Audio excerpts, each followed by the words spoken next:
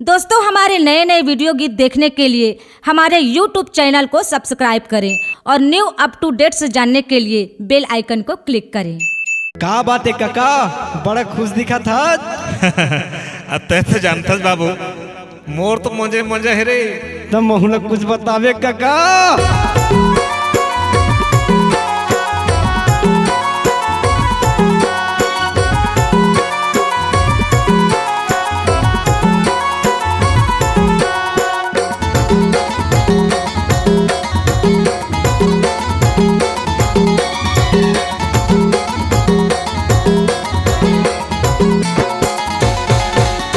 मजा हो गए, मोर मजा हो गए, मोर मजा हो गए, मोर मजा हो गए, मोर मजा हो गए, मजा हो गए, मजा हो गए रे। मोर मजा हो गए, मजा हो गए, मजा हो गए ना। तोर मजा हो गए, मजा हो गए लहरी भैया।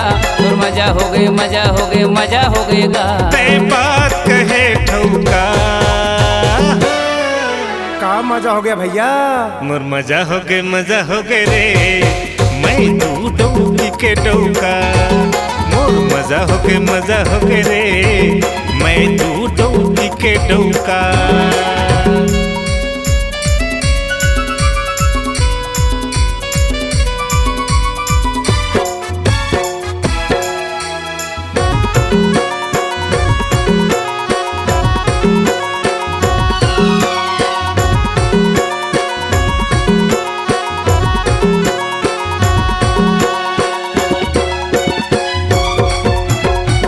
झन करके पानी गरम लगर लगर नहवा थे।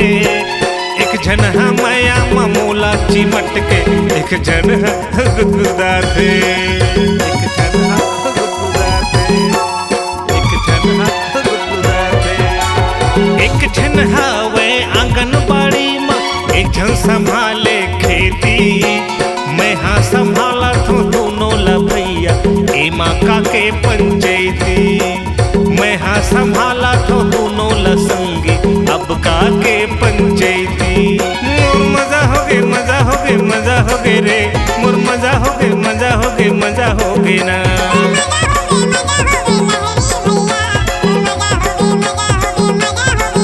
ते बात कहे ठौका, क्या बात है लेडी भैया। मोर मजा हो गए, मजा हो गए रे। मैं तू डौकी के डौका, मोर मजा हो गए, मजा हो गए रे। मैं तू डौकी के डौका।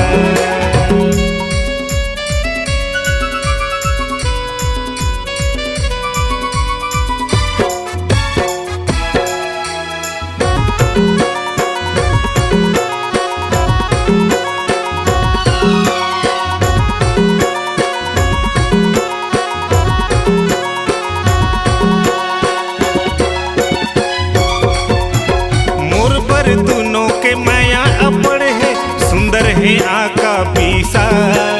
बैहा मले के मोला सुना थे, आनी बानी के किस्सा। आनी बानी के किस्सा, आनी बानी के किस्सा। एक झन हावे गोरी नारी, एक झन थुरकिन कारी। एक झन जाते पढ़े लिखे है, एक झन हवे अनाड़ी। एक झन दिखे अनुष्का शर्मा, एक झन दिखे सोनाक्षी। मोर मजा हो गए, मजा हो गए, मजा हो गए रे। मोर मजा हो गए, मजा हो गए, मजा हो गए ना। तोर मजा हो गए, मजा हो गए लहरी भैया। तोर मजा हो गए, मजा हो गए, मजा हो गए गा। ते बात कहे ठौका, चांदी है भैया। मोर मजा हो गए, मजा हो गए रे। मैं तू डौकी के डौका, मोर मजा हो गए, मजा हो गए रे भाई। मैं तू डौकी के डौका, मोर मजा हो गए, मजा हो गए राजू भाई। मैं तू डौकी के डौका, मोर मजा हो गए अमरेश बाबू। मैं तू डौकी के डौका, मैं तू डौकी के डौका।